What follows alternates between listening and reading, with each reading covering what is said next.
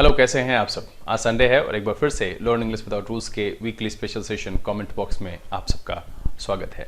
जैसा कि आप सबको पता है कि ये सेशन विशेष करके आपके कमेंट्स के लिए ही रखा जाता है। कमेंट्स में जो सवाल आप पूछते हैं उसके निदान के लिए ये सेशन रखते हैं। साथ ही आप सबके विभिन्न मंतव्य होते हैं, विभिन्न विचारों को आप कमेंट के माध्यम से रखना चाहते हैं, वो भी हम सबसे साझा करने के लिए यहाँ पर उपस्थित होते हैं। यहाँ पर आज भी हम सबसे रीसेंट कमेंट से पीछे की तरफ बढ़ेंगे और कोशिश करेंगे कि जितने अधिकतम कमेंट्स हम शामिल कर सकें वो शामिल करेंगे। सेशन को ज़्यादा लंबा नहीं रखते हैं। जो इंपॉर्टेंट क्वेश्चंस है या बहुत सारी इंपॉर्टेंट बातें हैं जो आपको बताना बहुत ज़रूरी है, और आज के एपिसोड में बने ज़रूर रहेगा। एग्जामिनेशंस को लेकर के तैयारी कैसे करें और थोड़ी बहुत जानकारी मैं आपसे यहाँ पर जो है शेयर करूँगा और कोशिश करूँगा कि आप जिस उलझन में हैं उससे आप निकलें। चलिए यहाँ पर सेशन को शुरू करेंगे और जो पहला कमेंट है वो है श्रेया का। 10 आउट ऑफ 12 ठीक है, लेकिन श्रेया मैं आपसे बस इतना ही कहूँगा कि ये जो -2 यहाँ पर है ये भी नहीं होना चाहिए। आपको ये खुद से ये समझने का विषय है। आपको जो है एक अपने आप पर ये रखना पड़ेगा एनालिसिस के लिए। खुद के सोच समझ से ये समझना पड़ेगा कि आखिरकार ऐसी कौन सी गलती हो रही है जहाँ पर कि आपको चैप्टर पता है कि ये वॉइस के क्वेश्चंस हैं और क्वेश्चन कुछ ज़्यादा टफ नहीं था सेट 6 में। तो मैं उम्मीद तो यही करता हूँ कि कुछ बच्चे ऐसे हैं जिनको अब 12 आउट ऑफ 12 यहाँ पर होना चाहिए। खैर, अच्छा मार्क्स है, मैं इस पर बिल्कुल ये नहीं कह रहा हूँ कि आपने अच्छे अंक प्राप्त नहीं किए, फिर भी आपसे उम्मीद इतनी है कि आप कर सकते हैं। वर्ड स्वैप में 9 आउट ऑफ 10 है। Level of question is very good and is boosting our knowledge. Thank you, आपको भी बहुत बहुत धन्यवाद। मैं कोशिश कर रहा हूँ कि ये जो वर्ड स्वैप है या फिलर्स है या और जो इसके अंदर हम सेंटेंस इंप्रूवमेंट लेकर के आ रहे हैं उसको एग्जामिनेशन के पॉइंट ऑफ व्यू से इतना परफेक्ट कर दें कि आप जो यहाँ पर प्रैक्टिस करें वो आपके लिए एग्जामिनेशन में फ़ायदेमंद हो। अमन, आपको बहुत बहुत धन्यवाद। वर्ड स्वैप 2 में 10 आउट ऑफ 10 है, इसको आप बरकरार रखिए, बनाए रखिए। निखिल टैगोर ने लिखा है 3 out of 5 as it was very new for me. हाँ निखिल, मैं समझ सकता हूँ, वैसे भी आप अभी तैयारी के शुरुआती दौर में हैं, लेकिन कंटिन्यूटी बनाए रखिएगा। जो चीज़ें पहले पढ़ चुके हैं उस पर भी नियंत्रण रखना बहुत ज़रूरी है। देखिए, बहुत सारे लोगों में ये कमियां पाई जाती है कि वो बहुत तेज़ी से चीज़ों को सीखते हैं लेकिन उसको वो रख नहीं पाते हैं। जो जितने लंबे समय तक रख पाता है सफल वही होता है। सबसे पहले है कि जितना अर्जित करते हैं उसको रखना सीखिए, उसको रिवीजन करते रहिए, उस पर कुछ क्वेश्चंस प्रैक्टिस करते रहिए, मित्रों के साथ डिस्कशन होता रहे तो वो बना हुआ रहता है। बिल्कुल छोड़ देंगे तो गड़बड़ हो जाएगा। टाइप 3 इज सिमिलर एज पारा जंबल्स। हाँ, कह सकते हैं, जंबल वर्ड्स होता है ये कि शब्दों को होर फेर होता है और आप उसको उस तरीके से बना सकते हैं। नैन्सी ने यहाँ पर लिखा है 9 out of 10 as I have stated earlier. Your question are really very nice and my performance is enhancing day by day। आपको बहुत बहुत धन्यवाद। अगर आपको ये क्वेश्चन का लेवल अच्छा लग रहा है, आप इसी तरीके से आप मुझे बताइए जहाँ पर लगता है कि कुछ और सुधार करने की ज़रूरत है, बनाते रहिए। मैं कोशिश ये कर रहा हूँ कि मैं ज़्यादा कुछ नहीं कर पा रहा हूँ, घर में होने की वजह से यहाँ पर बहुत सारी सुविधाएँ उपलब्ध नहीं है, मैं आपके लिए ऑनलाइन नहीं आ पा रहा हूँ। जो भी रिकॉर्डेड वीडियोज़ है उसी के माध्यम से मेरी तरफ से पूरी कोशिश रहेगी कि मैं आप सब बच्चों के लिए इतना कर पाऊँ कि आपके एग्जामिनेशन में आप इंग्लिश में बेहतर कर पाएँ। नैना, आपको भी बहुत बहुत धन्यवाद, आपने भी अच्छा अंक प्राप्त किया है। 9 आउट ऑफ 12 एक अच्छा मार्क्स है। नैन्सी ने लिखा है 9 आउट ऑफ 12, ये वॉइस के सेशन के लिए है। नैन्सी, फिर मैं श्रेया की तरह ही यहाँ पर आपको भी कहूँगा कि यहाँ पर आपको खुद को एक बार कटघरे में खड़ा करके ये पूछने की ज़रूरत है कि आखिरकार वॉइस जैसे आसान क्वेश्चन में आप क्यों फंस रहे हैं और ये यहाँ पर 9 क्यों है, ये 12 आउट ऑफ 12 होना चाहिए। बहुत सारे ऐसे बच्चे हैं जिनसे ये उम्मीद है कि अब आप कर सकते हैं। राजेश सिंह जी, सबसे पहले तो आपका सवाल पिछले सप्ताह भी आपने ये सवाल लिखा था कि nice sir, could you teach advanced grammar on each and every topic in great detail with all rules and exception? Please tell. सबसे पहले तो राजेश जी, आपने मुझसे ये सवाल पूछा और मुझे नहीं लगता है कि इस सवाल का औचित्य है। फिर भी अगर आपने मुझसे ये पूछा है तो यहाँ पर आपने जानकारी अधूरी रखी है। जानकारी अधूरी ये कि आपको किस लेवल की इंग्लिश चाहिए। आपको कॉम्पिटिटिव एग्जामिनेशन के लिए चाहिए? अगर कॉम्पिटिटिव एग्जामिनेशन के लिए चाहिए तो आप किस चीज़ की तैयारी कर रहे हैं? बैंकिंग की, एसएससी की, या फिर आप कहीं पढ़ा रहे हैं, आपको अपने ज्ञानवर्धन के लिए चाहिए? तो आप मुझे बताइए कि कौन से एडवांस लेवल तक जो है, या फिर टाइम एंड टेंस, या फिर वॉइस को ले लीजिए या नरेशन को ले लीजिए, क्या आपको लगता है कि ये बेसिक चीज़ें हैं? उसमें जितने भी टॉपिक मैंने रखे हैं क्या नॉर्मली आपको वो मिल जाता है? हर एक शुरू से ही जो बातें मैंने रखी है, देखिए मुझे जो समझ में आता है कि बच्चों को एडवांस वही लगता है जो उनको समझ में नहीं आता है। क्योंकि चीज़ों को मैं बहुत आसानी से रख दे रहा हूँ, तो आप शायद कंफ्यूज हो रहे हैं, मैं गलत भी हो सकता हूँ, ऐसा कुछ भी नहीं है। तो सबसे पहले तो आप मुझे पूरी जानकारी उपलब्ध कराइए कि आपको क्या चाहिए, एसएससी के लिए चाहिए, बैंकिंग के लिए चाहिए, फिर मैं क्लियर कर पाऊंगा। रही बात एडवांस लेवल की, तो मैं बेसिकली ग्रामर की जो बात कर रहे हैं, तो मैं शुरुआत से, आप देखिए मैं एक एक बात की पूरी डिटेल खोल करके आपके सामने रखता हूं। मैं कभी भी ये नहीं कहता हूं कि ऐसा होता है और आपको ये रटना है। मैं एक कंसेप्चुअल नॉर्म्स की बात करता हूं, उसको समझाने की कोशिश करता हूं कि आखिरकार क्या आवश्यकता है। जैसे टाइम एंड टेंस की बात करूं, बहुत सारे लोगों ने ये पढ़ा दिया कि डॉक्टर के आने के पहले रोगी मर गया, उसका एक रूल है और उसको ऐसे करके लगाते हैं, जबकि मैंने वहां पर आपको उसको पेयर बताया, प्रायोरिटी टेबल बताया मैंने कि टेंस प्रायोरिटी में किस स्थिति में हम किसे रखते हैं। फिर क्लॉज के संदर्भ में भी देखिए कि मैंने आपको कभी भी ये नहीं कहा कि इससे शुरू होगा तो हम सबऑर्डिनेट समझेंगे या इससे शुरू होगा तो प्रिंसिपल समझेंगे। बाकी जो इच एंड एवरी और काफी डिटेल की बात कर रहे हैं, तो ये आपको खुद से भी कुछ लेवल पे करना होगा।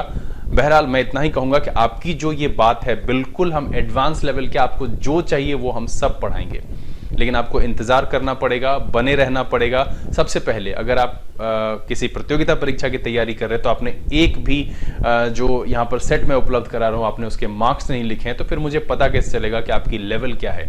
देखिए अगर लेवल आप 0 से शुरू करना चाहते हैं, तो पहले शुरुआती दौर में आपको नॉर्मल जो है समझना पड़ेगा। जब बेस अच्छा हो जाएगा तब जाकर के हम एडवांस लेवल पर। वैसे भी आप हर एक चैप्टर में मेरे पढ़ाने का तरीका देखिए, तो मैं 0 से शुरू करता हूं और एडवांस लेवल तक ले जाता हूं। बिल्कुल वैसा करेंगे। नरेशन ऑलमोस्ट समाप्त हो चुका है, उस पर हम एरर करेंगे। इसी बीच में दूसरे चैप्टर की शुरुआत करेंगे, प्रोनाउन कंजंक्शन। हम हर एक चैप्टर की बात करेंगे, एक एक डिटेल आपके सामने रखेंगे। उसके लिए बस आपका प्यार बना रहे, चैनल पर बने रहिए, देखते रहिए, सवाल पूछते रहिए, लेकिन हाँ डिटेल जरूर उपलब्ध कराइएगा आप कि आप किस चीज की तैयारी करने के लिए इस तरह की उत्सुकता भरे सवाल। और आपने 2-3 बार मुझसे पूछा है, क्योंकि मैं बीच वीडियो में जवाब दूंगा तो वो जवाब शायद आपको मिले ना मिले, इसीलिए मैंने कमेंट बॉक्स के आने का इंतजार किया और देरी के लिए मैं क्षमा चाहता हूं। आप जरूर मुझे इस बात को बताइए। रंजीत कुमार सिंह ने लिखा है कि आज भी विनिंग एज की क्लास लाइव याद आ जाती है सर। आपको देख करके बहुत बहुत धन्यवाद। वो एक ज़माना था, गुजर गया।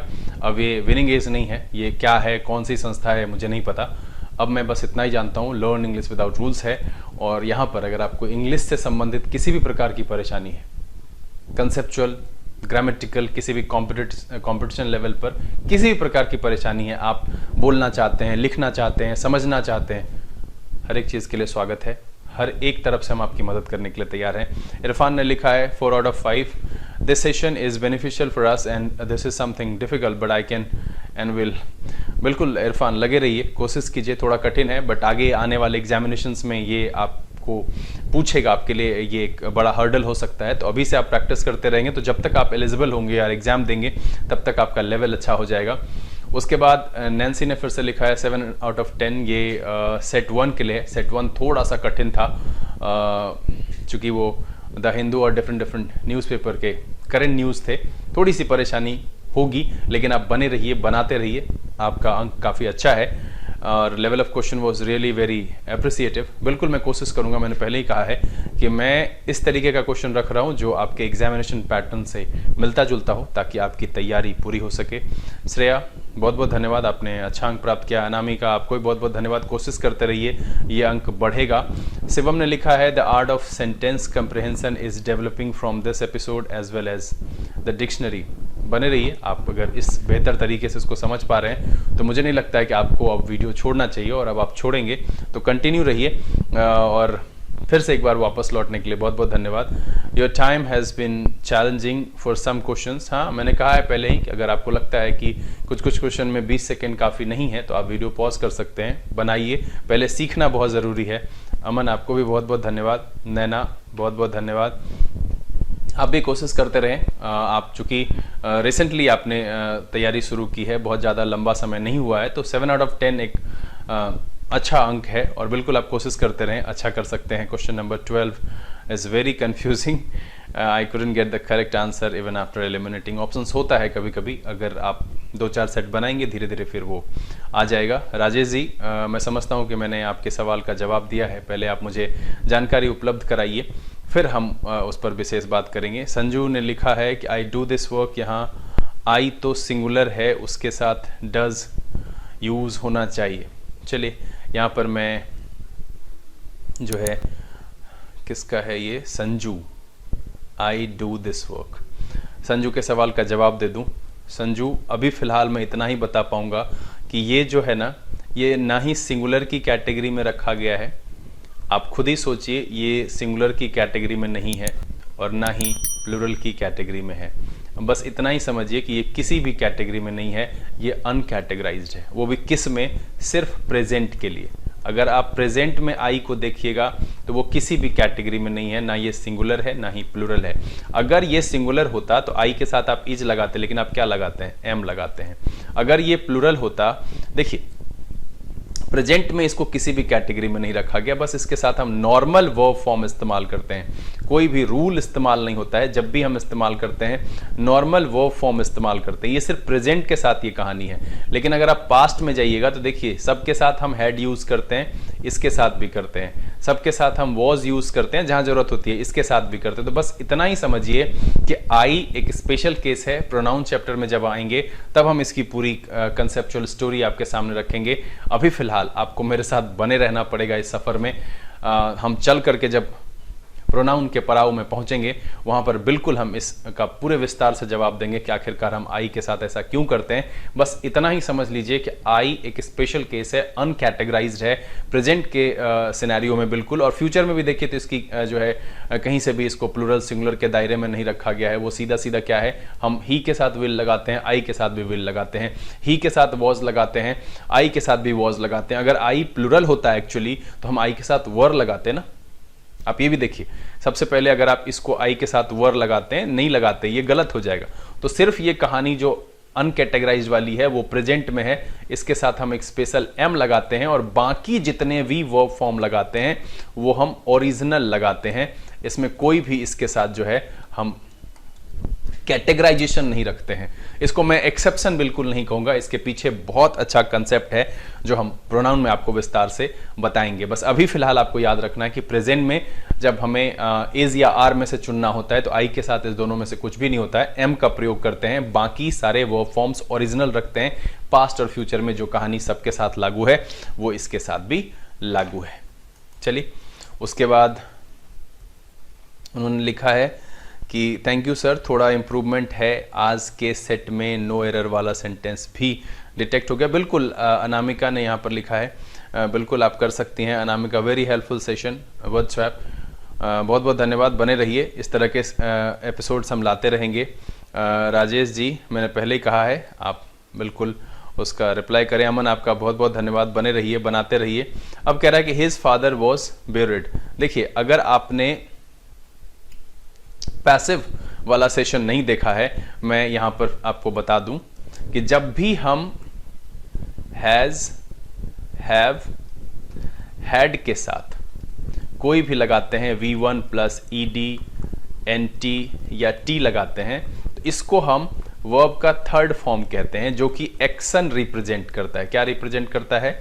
एक्शन रिप्रेजेंट करता है। वो भी कैसा? फिनिश्ड एक्शन को रिप्रेजेंट करता है। ये आप पढ़ चुके हैं। अब उसके बाद जब हम इसके साथ इज आर एम या आप कह लीजिए वॉज, वर, या कह लीजिए बिन, या कह लीजिए बीइंग, तब जो इसके साथ ये प्लस V1 ED कह सकते हैं, NT कह सकते हैं, T कह सकते हैं, ये थर्ड फॉर्म जिसको आप कहते हो लिखने का तरीका है। ये यहाँ पर एडजेक्टिव की तरह इस्तेमाल होता है। जी हाँ, जिसे कि आप पास्ट पार्टिसिपल कह सकते हैं, पास्ट पार्टिसिपल कह सकते हैं। देखिए, बहुत सारे बच्चों के मन में कंफ्यूजन हो जाता है इसको और इसको लेकर के। कंफ्यूजन नहीं है, बस थोड़ा सा का अंतर है कि अगर वो ED लगा हुआ जो है हैज हैव के साथ आ रहा है, तो उस सेंटेंस में वो एक्शन बताएगा। और अगर वो is are am was were be been के साथ आ रहा है तो वो एक्शन नहीं बताएगा, वो एक एडजेक्टिव की तरह काम करेगा। पास्ट पार्टिसिपल वो भी होता है, लेकिन हैजैब के साथ होने पर वो एक्शन को निरूपित करता है और ये एक्शन को निरूपित नहीं करता है। बस इतना सा ही अंतर है और कुछ भी अंतर नहीं है इसमें। शिवम, आपको बहुत बहुत धन्यवाद। दानसना ट्यूटोरियल ने लिखा है ये सेशन बहुत अच्छा गया मेरा। कोशिश करते रहें, बिल्कुल सारे सेशंस अच्छे जाएंगे और आपका डेवलपमेंट होगा। जहां कहीं भी परेशानी होती है आप मुझे लिखिए। संदीप सिंह ने लिखा है going overseas for university study is an exciting opportunity for many people. Sir is the passive बना दो प्लीज जी। अब देखिए, सबसे पहले तो इस तरह के सवाल को मैं किस तरीके से आपके सामने रखूं, मैं बिल्कुल यहाँ पर कुछ नहीं कहूँगा, आप खुद ही सोचिए। सबसे पहले तो मैं कहूँगा कि एक बार फिर से आप वॉइस पढ़िए। अब अगर कहें कि Ram is a good boy, इसका वॉइस बना दीजिए। मैं आपसे सिर्फ एक सवाल पूछ रहा हूं कि क्या इसका पैसिव बनेगा।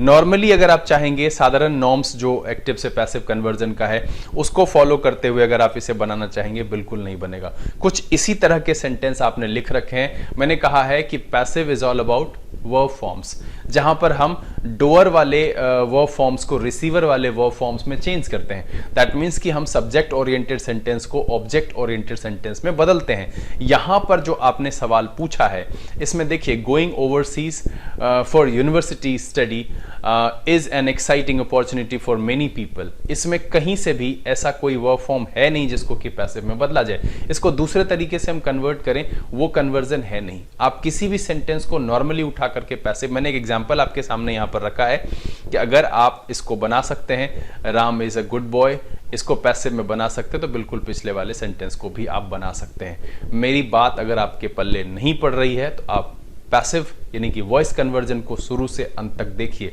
इसको किसी और तरीके से हम चाहें तो तोड़ मरोड़ करके आपके सामने रख सकते हैं, बना सकते हैं, लेकिन मैं चाहता हूं कि आप हर एक एपिसोड को ढंग से देखिए, ये समझने की कोशिश कीजिए इंट्रोडक्शन से एडवांस लेवल तक कि आखिर सेंटेंस में किस बात की मौजूदगी होती है जिस आधार पर हम पैसिव कन्वर्जन करते हैं। बाकी दिक्कत होगा तो फिर से आप मुझे लिखिए और हम कोशिश करेंगे कि उसको फिर से हम आसान भाषा में आपके सामने रखें।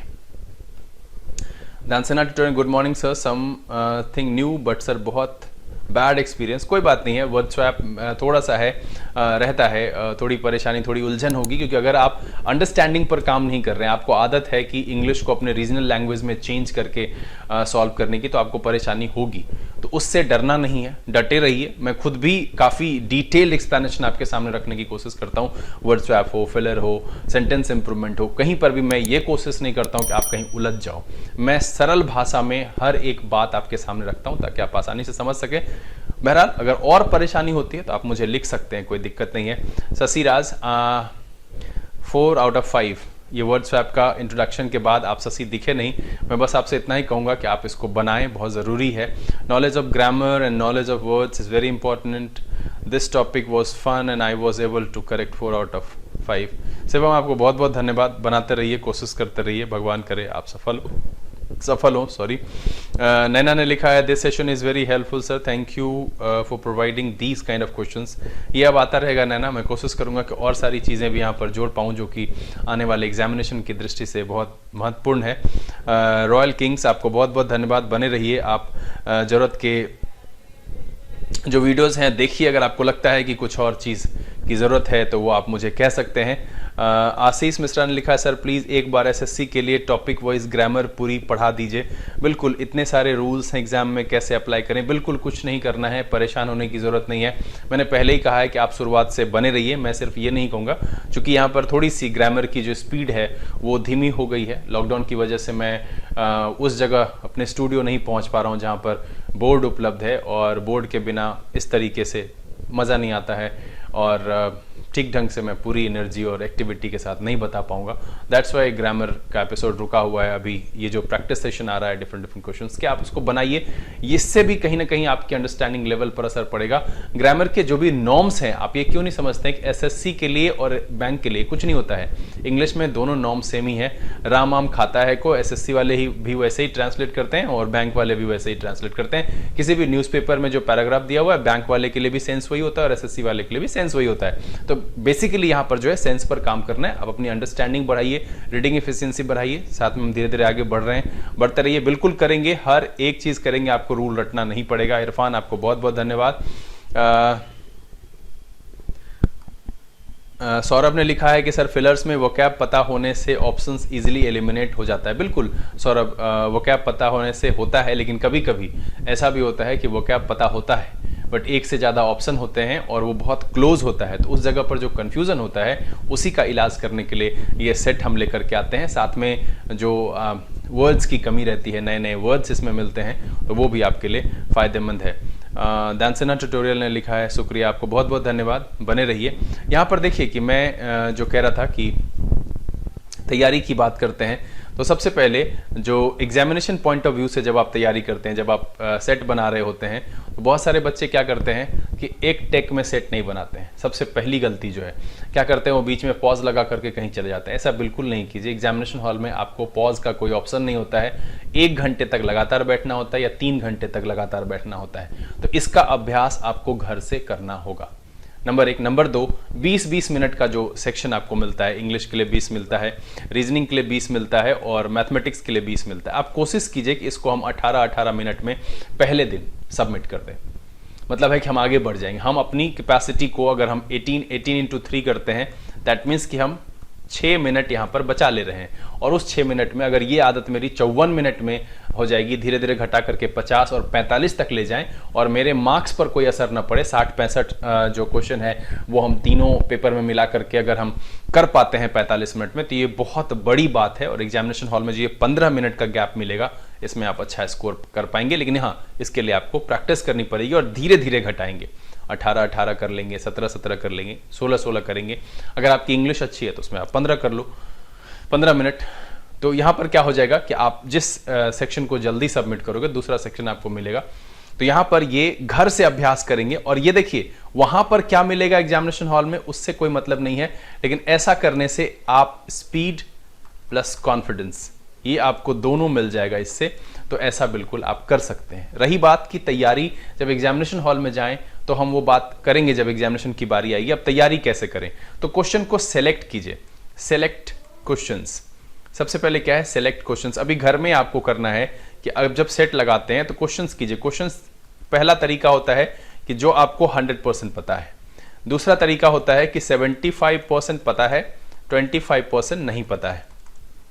तीसरा होता है 50-50 है, 50% है और 50% है। और चौथा तरीका है जो कि 25-75 है, मतलब है डोंट नो की कैटेगरी में आता है। ठीक है, डोंट नो की कैटेगरी में आता है। ये 4 तरह के क्वेश्चंस आपको मिलेंगे। इसमें बस आपको ये ध्यान रखना है कि इसको हमको अपने तैयारी के माध्यम से डे टू डे जो सेट बना रहे हैं उस पर, उसको 100% में कन्वर्ट करें। 50-50 वाले को 75-25 में कन्वर्ट करें, 100% में कन्वर्ट करें। मतलब कौन कौन सा चैप्टर मेरा 100% के दायरे में आता है, जिसको कि भाई 10 सवाल बनाएंगे तो 10 का 10 सही होगा। इस तरीके से आपको चुनना है। कौन सा ऐसा चैप्टर है कि 10 में से 7 या 8 सही होता है, 2 गलत हो जाता है, तो उसको सुधार करके हमको 10 में ले जाना है। इस तरीके से आप एक तैयारी को डायमेंशन दे पाएंगे कि हाँ भाई, अब मेरी तैयारी जो है पूरी है और अब मैं बेहतर कर सकता हूं। आपको पता होगा कि आपको कहां गड़बड़ हो रहा है, आपके लिए कौन सा जो है कमजोर हिस्सा है। तो जो पहले आपका मजबूत हिस्सा है, पहले आप उसको बना लीजिए। तो इस तरीके से प्रैक्टिस को अगर आप एक स्ट्रैटेजी के साथ लेकर के चलेंगे तो आपकी स्पीड भी बढ़ेगी, कॉन्फिडेंस भी बढ़ेगा और उम्मीद करता हूं कि आप काफी अच्छा कर पाएंगे। समय है, सेशन को समाप्त करेंगे। संडे है, घर में रहिए, एंजॉय करिए, स्वास्थ्य का ध्यान रखिएगा अपना और अपने परिवारजनों का ख्याल रखिएगा, पढ़ते जरूर रहिएगा। अगले दिन फिर एक रोचक एपिसोड के साथ उपस्थित होंगे। तब तक के लिए Learn English without rules के सेशन से this is BK Singh signing off. Keep reading, keep practicing. Thank you. God bless you. Good night.